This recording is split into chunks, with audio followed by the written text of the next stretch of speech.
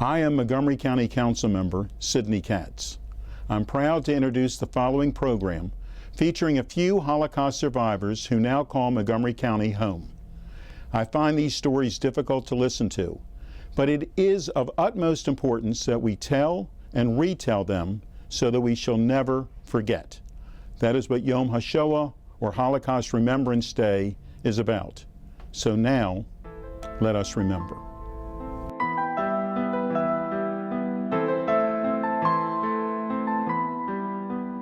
My name is Nancy Godin, that's my married name. My name was Galperin. I was born in Šiauliai, Lithuania in 1928.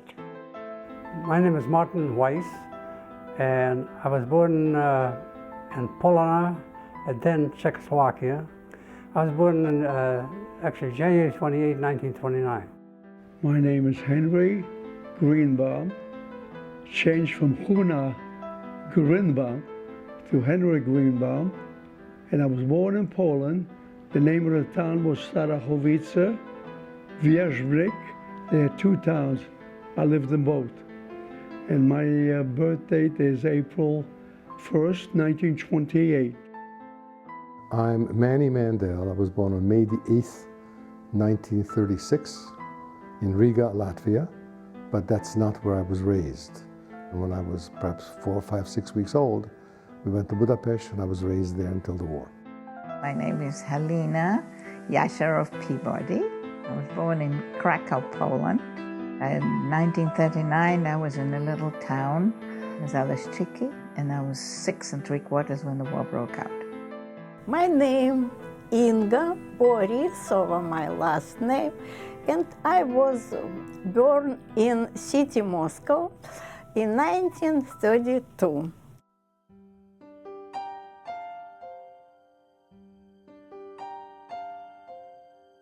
I think the first shock when my mother saw crying and say they all will be murdered, because she thought about her family. They lived in city Minsk. Minsk was occupied after 5 or 6 days from the beginning of war. We need to be frightened.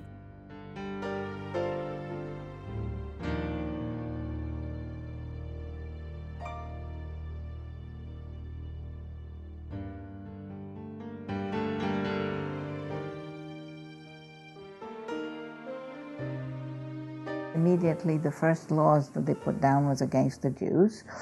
No school for children, Jewish children at all. We had curfew, special curfew. We had very small rations, and yellow stars on the houses, yellow stars on our arms. And also, everybody had to be working for the Germans, all the Jews, every Jew. If there wasn't a job for him specifically, they were told to clean the sidewalks. My mother, even though she had a baby, she was told she'd be the chief knitter for the mayor of the town.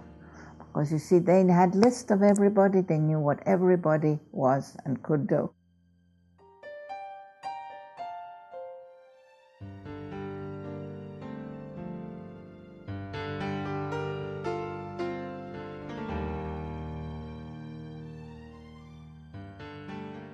We heard about the Warsaw Ghetto, what was going on in the Warsaw Ghetto. One of the stories I remember was not only were things so terrible, but that they were taking people and load them into trucks. This before they shipped them to Auschwitz. And they load them into trucks, and then they drove around with the trucks and piped them the exhaust into the back of the truck, and they drove around till the people died. And those were stories we heard. At first we would not believe it, we couldn't believe it, but you know, after you hear it time and time again, you know, you believe it.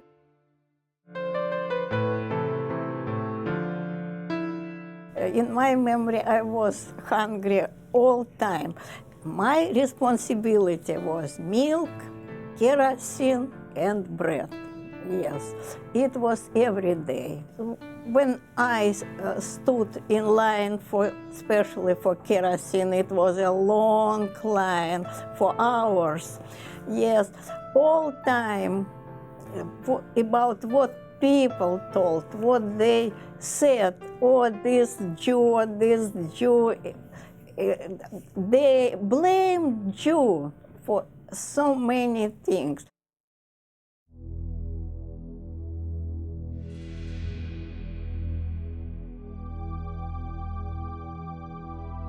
I didn't know what it meant to ghetto. It was a jail. But to go into the ghetto, you had to be healthy, strong, to be able to work. I was 13. They didn't want me there. Through a miracle that the girl that signed those documents, and there were one for my parents, for each of my parents, one for each of my brothers, and one blank certificate. This girl saved a life. Whoever did not get into the ghetto were taken to an area forest called Kujai, close to the Latvian border. 3,000 people were killed there.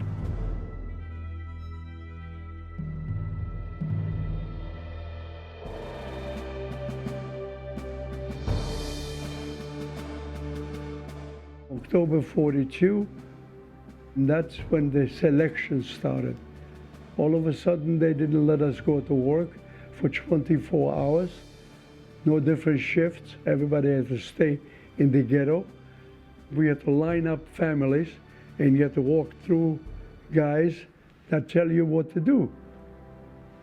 We walked by, so me and my three sisters went over to one side. My mom, she didn't have an ID, over to the other side. And if you didn't have an ID, and if you're healthy enough, you look like you were an able-bodied person, they would send you over to the people with the IDs. They were saved. But I think half of the population was taken away, from 6,000 to 3,000, I think. We thought they're taking them to another camp where they're going to maybe treat them a little kinder because they're old, they're married, pregnant women, handicapped. After the war, we were looking for them, but they told us don't look for them. They were all murdered either the same day or the next day in a place called Treblinka. Nothing but a killing center.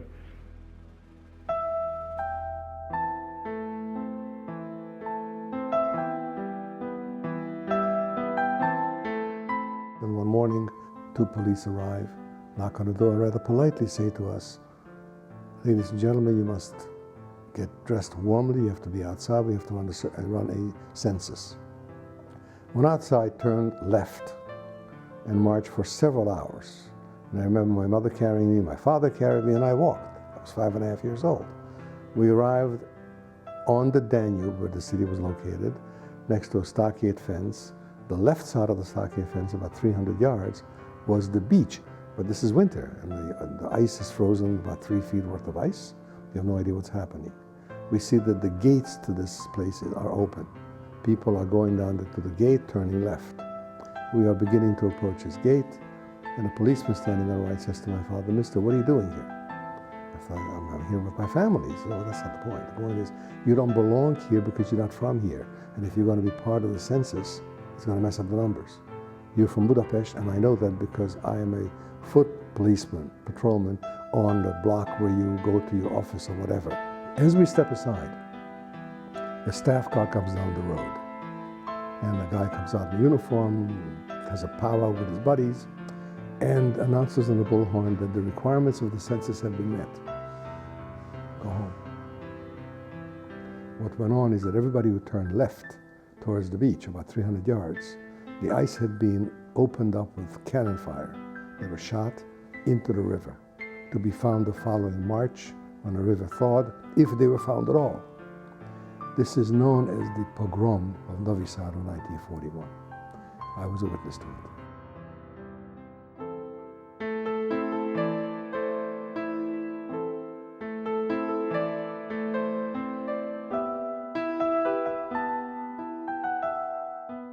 We didn't look Jewish, we didn't speak Yiddish. My mother's Polish was very Polish because she went to a Polish high school. She felt that there was some strength to that. And as we started traveling, there was a young man who attached himself to us and started talking. You know, as you go on a trip, on a train, people start talking with you. And he was very friendly, he asked about the children, but slowly, he started asking more questions.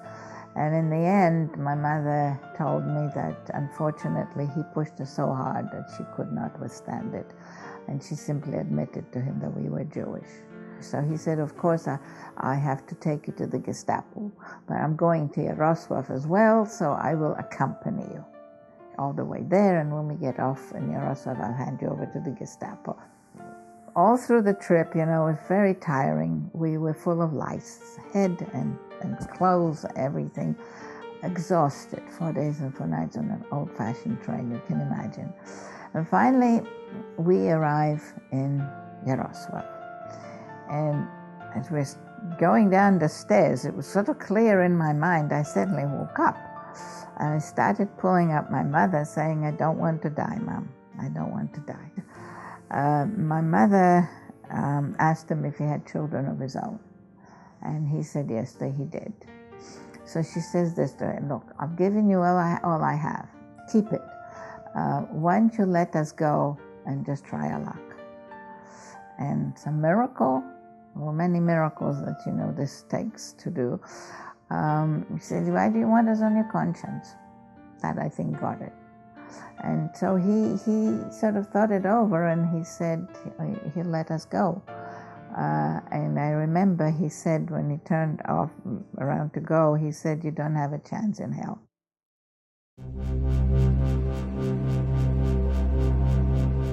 The Jewish police used to run and say 666. That means danger. It was a code. And with the children, wherever we were hiding, in the basement or the attic, my place was to go behind that cabinet. And there was a tiny little crack where I could see whether they're still running and grabbing people, or the Jewish police is going around and saying 666 meant the danger is over. I was very scared. What I saw one day through the little crack, a neighbor that lived like on the side, like here. She had many children, but some were older. They were working, they were doing, but one child she was holding by the hand and a baby on her arm. The Nazi grabbed the baby from the mother's arm and shot it in front of the mother.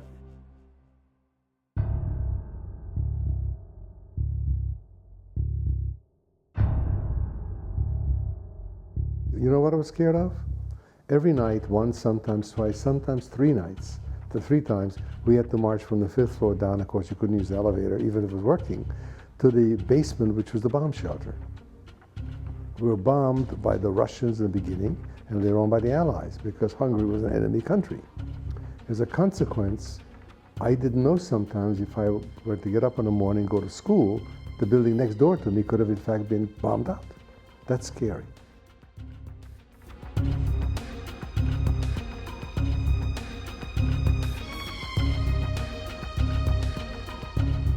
Every night I need go with little child for corridor where is no window and stood there.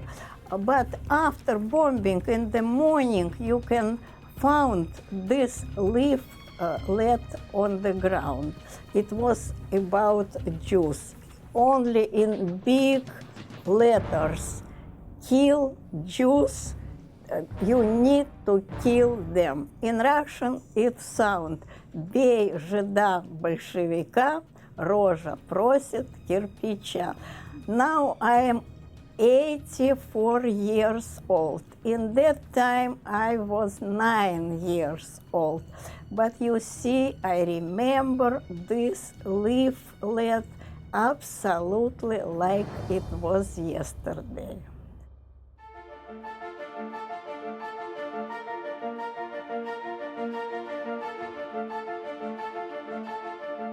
she grabbed my hand, and we were running towards the hall where the people before us got out. We were, let's say, 10 in a group, waiting in line. 10 go up quietly, the next 10 go up, and it was pitch dark. So the third group came out. They're trying to be smart. They said, why don't we cut a hole bigger off so maybe more people can go out, and just 10.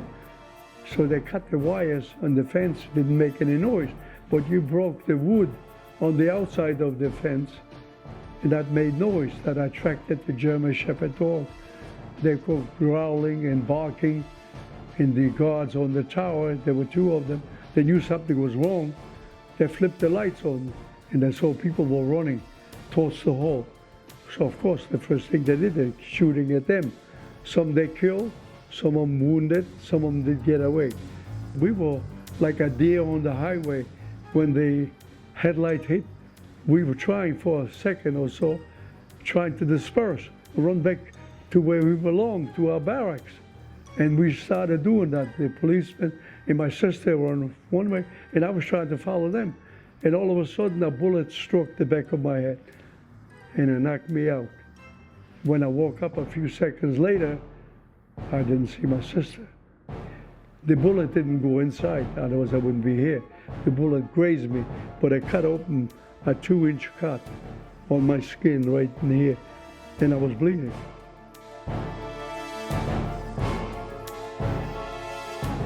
Then I said to the Lord, I'm by myself, 15 years old. I'm in your hands now. You're going to have to watch over me now.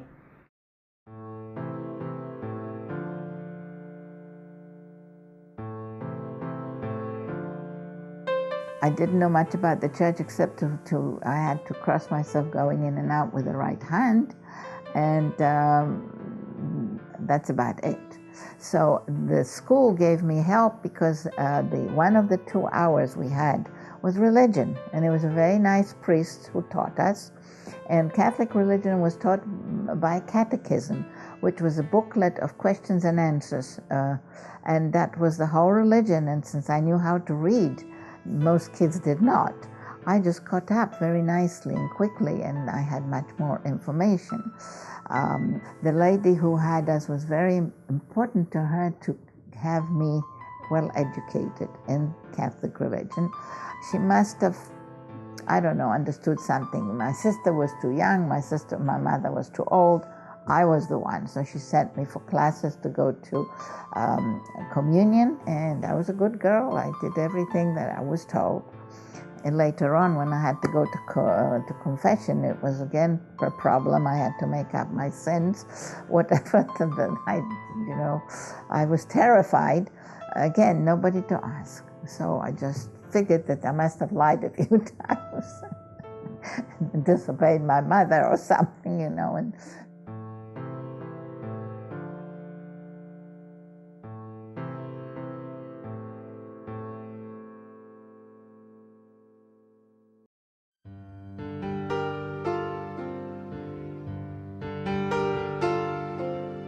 as we were coming back, we heard cries from the ghetto. Such cries no human being should ever hear.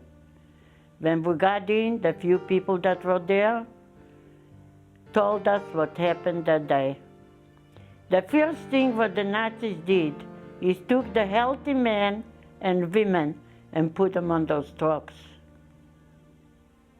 because they figured they'll fight them back.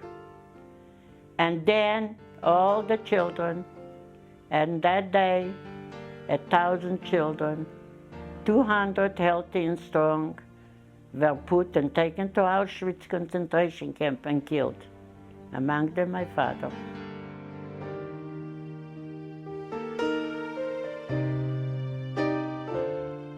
And no more name. You became a number, 54,015. You know, many times students make a mistake. The only place was Auschwitz that gave tattoos. For us, was painted on our little dress. I was here to answer, 54,015, and I said, yes, sir,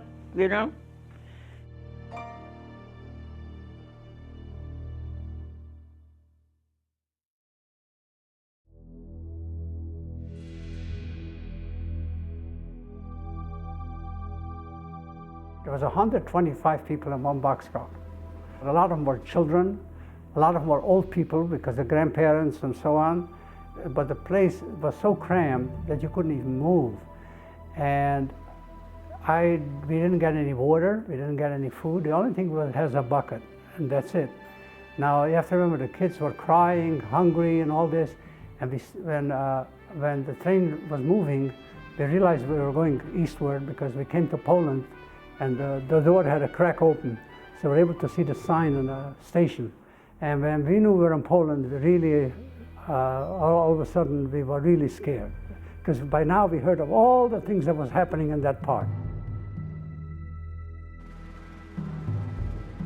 In our case, we came in during the night. Must have been like around midnight, I think, if I remember right. The train stops inside the camp. Now, by now we were prepared for anything, okay? But nothing what something that Auschwitz was all about. Now, on the train, we had somebody developed a rumor that if we'll go to work, the people will go to work because of our labor. Our families will be put on a camp. They're not going to have a nice, but they'll allow them to live. So I put on an extra couple of jackets before I got off the train, okay?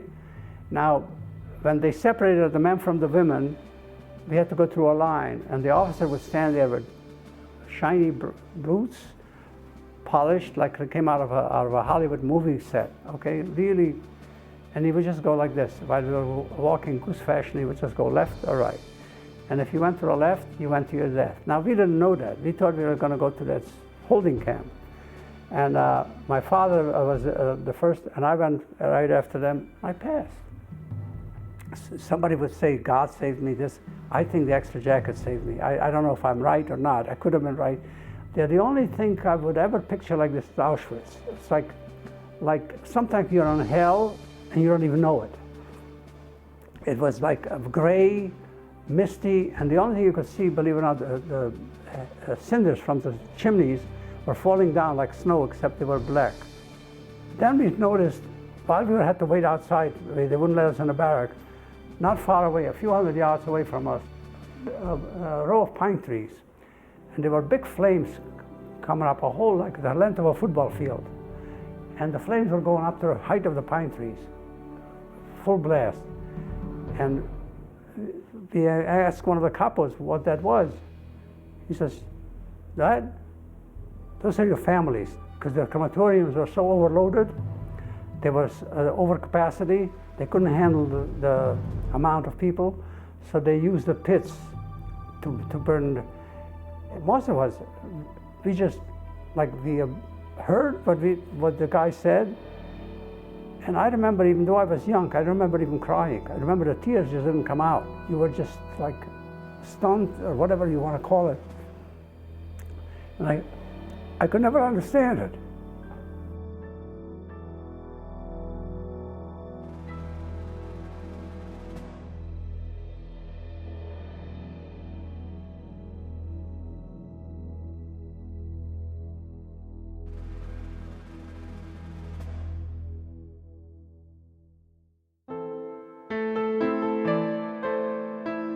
The first thing they did is give us a haircut.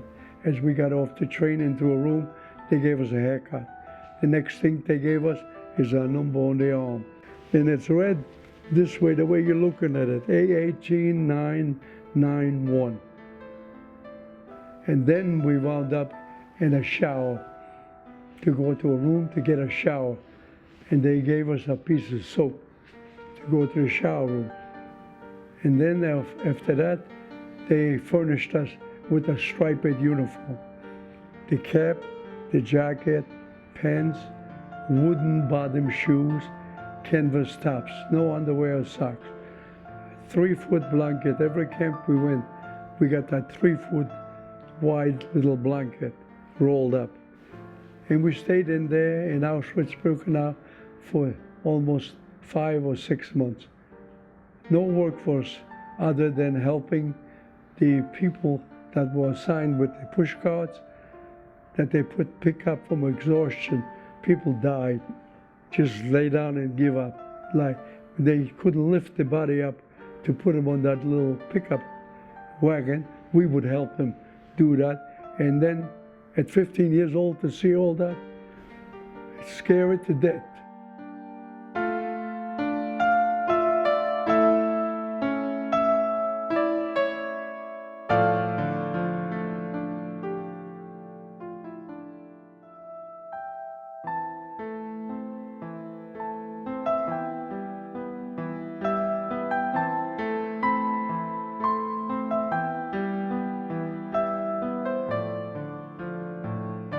We were part of this group, which included not Custer himself, but his family and other people. And my uncle, because he was involved with the youth movements, and my father, who had a position in the community, were instrumental in getting us into this group. My father was not in it. He was in one of those labor missions. We were on the train for 9 days. The train is a boxcar, the kind that you've seen at the museum. On the ninth day, we arrived at a place that nobody had ever heard of before, called Bergen-Belsen. We're told we're going to be here for 3 days of R&R after the train ride before we get on boats. Didn't happen. The negotiations continued. I mean, they could, but they didn't kill us. You killed a hostage, you don't get your money. After 6 weeks or so, about 350 of the people were taken out by Germans on German trains into Switzerland. I wasn't one of them. I did my whole time of 5.5 months when we too were taken to Switzerland in December of 1944. So I'm already in Switzerland when the war ends.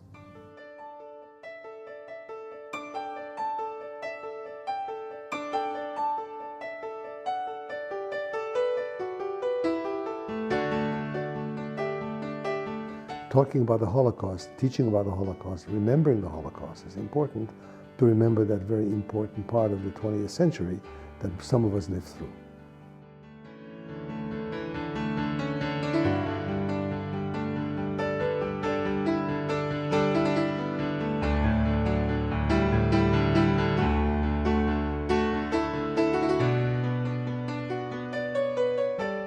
If they ask me if I hate the Germans, I say no.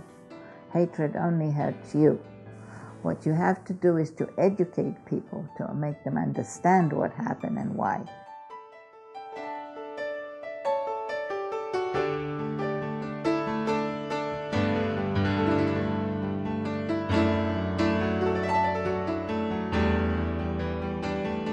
People need to remember and to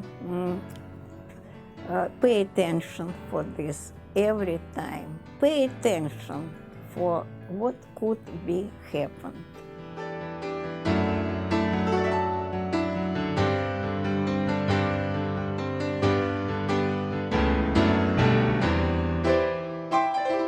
We tell the kids, don't be bystanders. In those days, there were bystanders. Look what happened to us, but they didn't help us. No one would help us, like we were abandoned.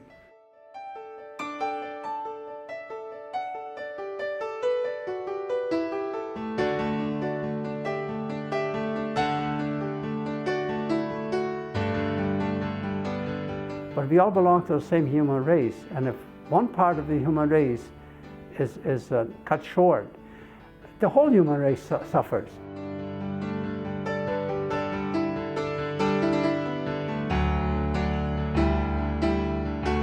Just to understand is not enough. We have to stop where we see hatred. Nobody did for us. I say because nobody did for us, we have to do for other human beings. So, Yom HaShoah is very important for each of us, for our own families, but for those also that no one of the family is alive.